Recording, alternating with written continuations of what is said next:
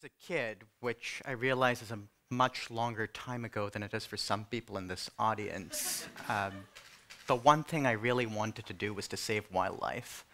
I was one of those kids who loved every animal you could see, from the sparrows leaping around the garden to elephants in the far-off African savanna.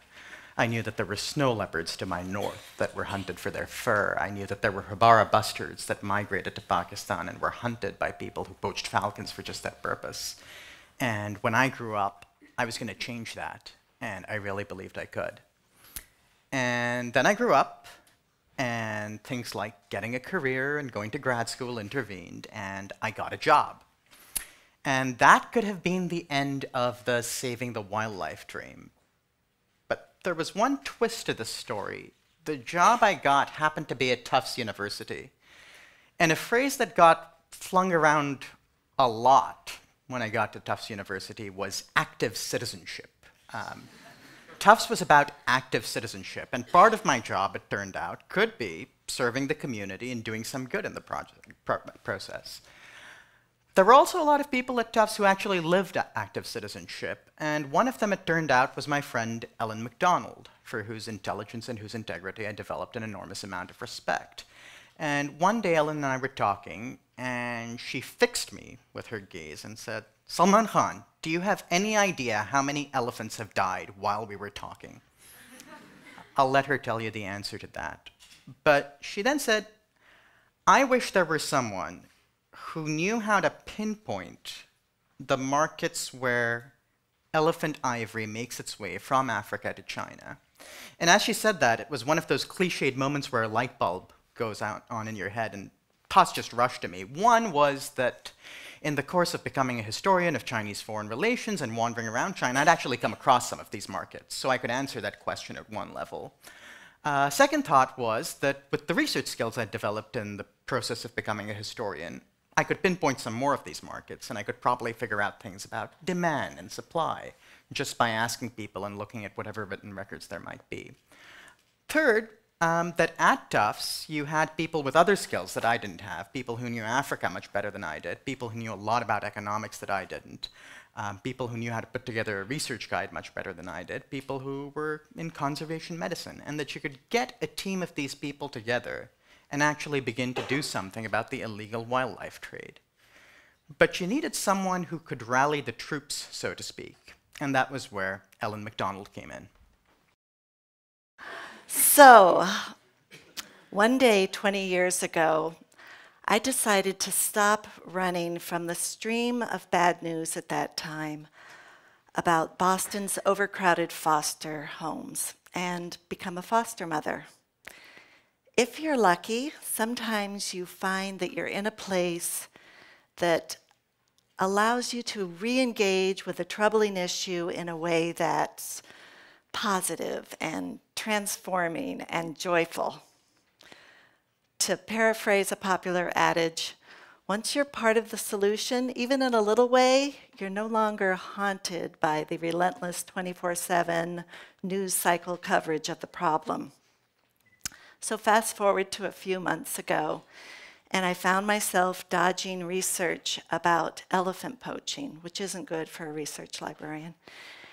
And I heard myself complaining to Sulmaan about the sleep I was losing from the brutal images in the literature. And I realized maybe we're in that place where something positive and transforming and even joyful might be achieved. So today, during this 15-minute talk, an elephant will be slain for its tusks. That's 96 elephants per day, 32,000 estimated killed last year. And a recent report just came out stating that about 100,000 elephants have been killed over the last 3 years. The tusks will be sold at a price per pound greater than gold or bartered for military supplies and equipment. And the money from the sales will go to non-state armed groups or simply to enrich criminal cartels. And ultimately, the ivory will be shipped to markets that are primarily in China, New York City, and Vietnam, where it will be used for bogus medicinal purposes or carved into jewelry and trinkets. There are no simple solutions for protecting Africa's elephants from extinction. Saving these magnificent creatures is going to mean untangling a web of social, political, economic, and cultural forces so nuanced and dynamic that it will require an intellectual army. Fortunately, we have that army right here at Tufts University, and I would argue that it's not only our duty, but our destiny to save Jumbo's descendants. So, you all know the story of Jumbo the elephant, whose hide was donated to the university in 1886 by P.T. Barnum. Jumbo was quickly adopted by our college athletes and the entire campus, who embraced him as our mascot. The elephant, its strength, its wisdom, its sheer awesomeness has sort of become the guardian pachyderm for Tufts. And I would say that Jumbo has prepared us for our next great campaign. So here's the good news. We're at a university that is perfectly appointed for the work at hand. We have the best veterinary school in the country with a school. They have a center for conservation medicine and a center for animals and public policy that are already doing this work. The Fletcher School is filled with diplomats, international lawyers, economists, security and development expertise. The World Peace Foundation can help us put this difficult issue in the conflict, post-conflict context, which is key, I'm told. The GIS Center and our School of Engineering are already doing cutting-edge work on drones and crisis mapping. And we have something called, we're a member of the Telwar Network, which is a consortium of 344 universities around the globe that form a campus network that stretches from Medford to Africa and Asia. And we have Elayne Stecher, who has proved herself to be a tenacious researcher with the ability to look below the surface and see the deeper questions. That's all that we're looking at. Understanding the illegal ivory trade and how it plays into elephant death more broadly is a complex issue.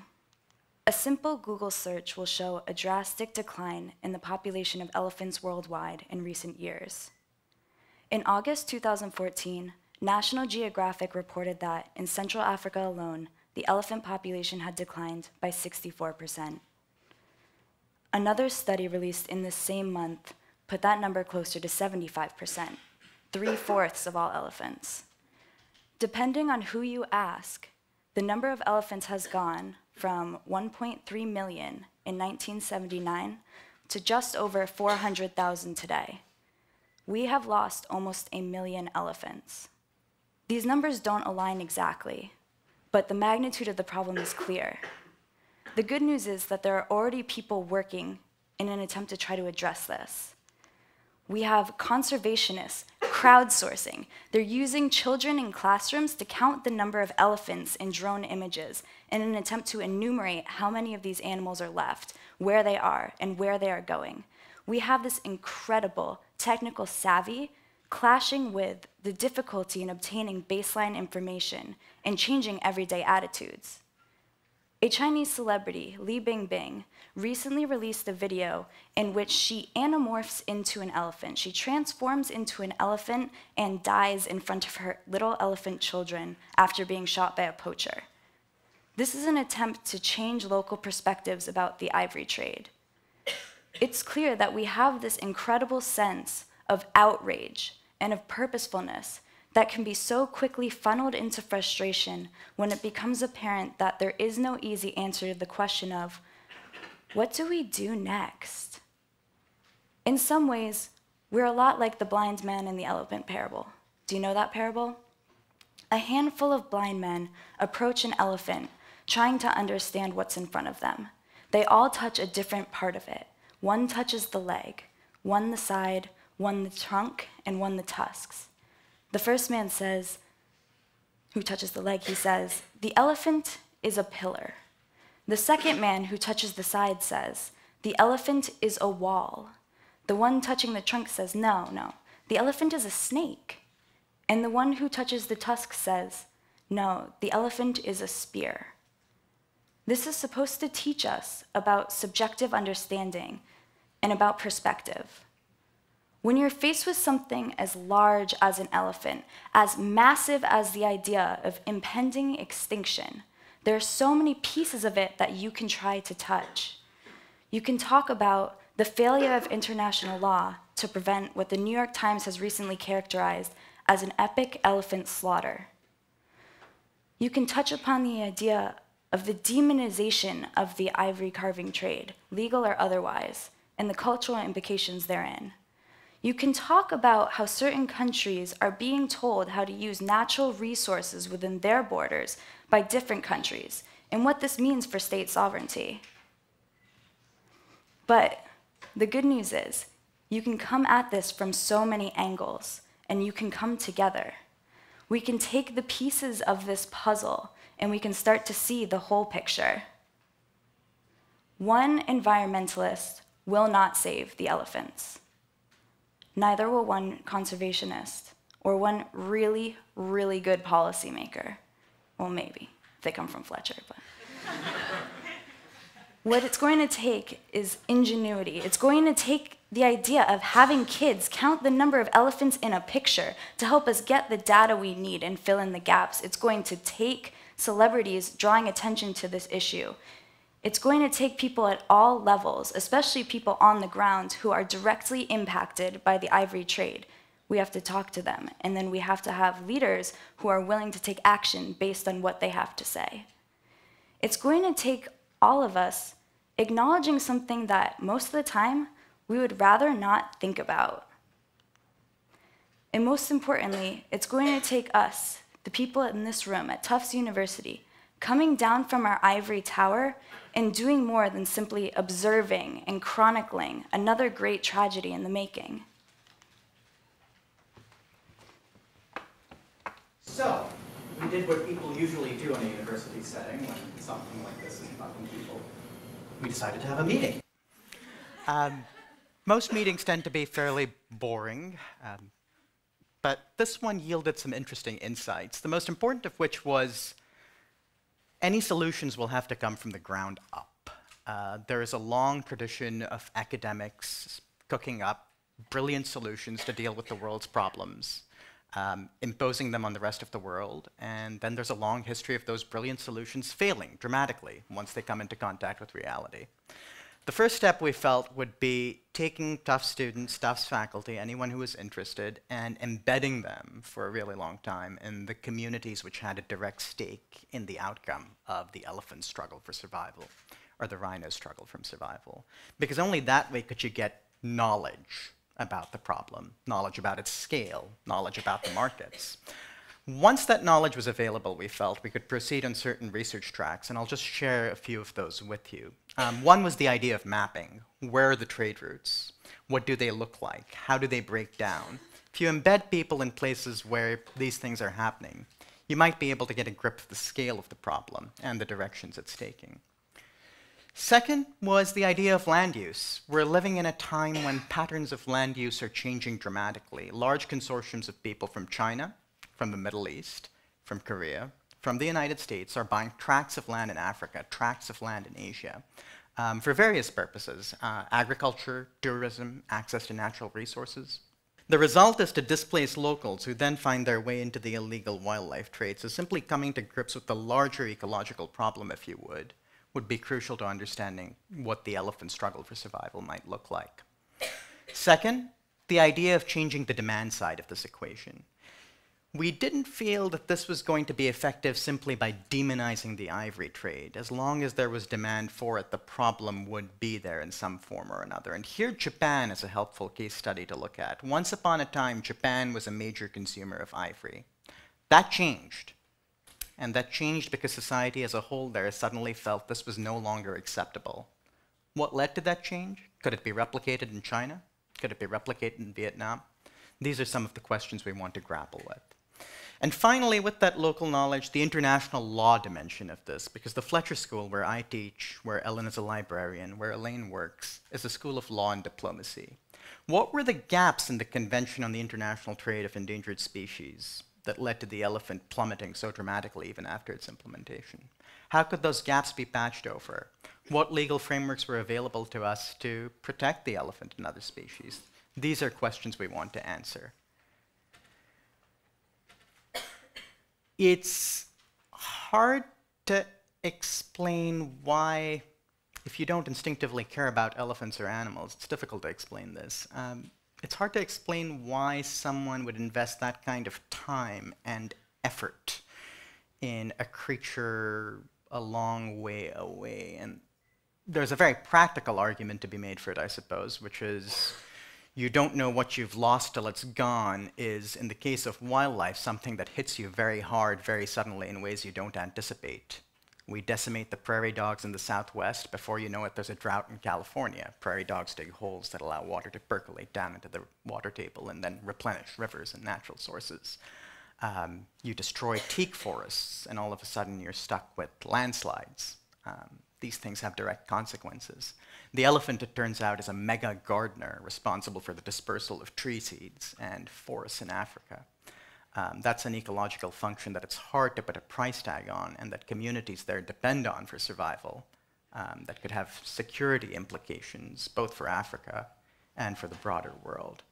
But that's a very practical argument to make. And I was trying to think about where my sense of investment in this came from, and I'm lucky. I've seen wild elephants twice, once in Africa, once in Nepal, and both times it was a completely unexpected sighting. The animals just emerged out of nowhere. I can't describe what they look like because I wouldn't do justice to it, but you never look at the patch of territory where you have seen something like that come out of the same way ever again. Even though I went back to that tract of forest in Nepal and never saw the elephant again, just knowing it was there endowed the place with something magical, with a sense of possibility that children feel sometimes and that it's nice to carry with you when you're a grown-up.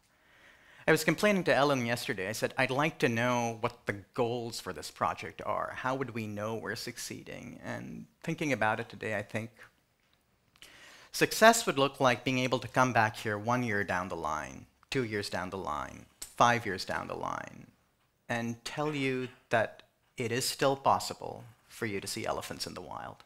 Thank you.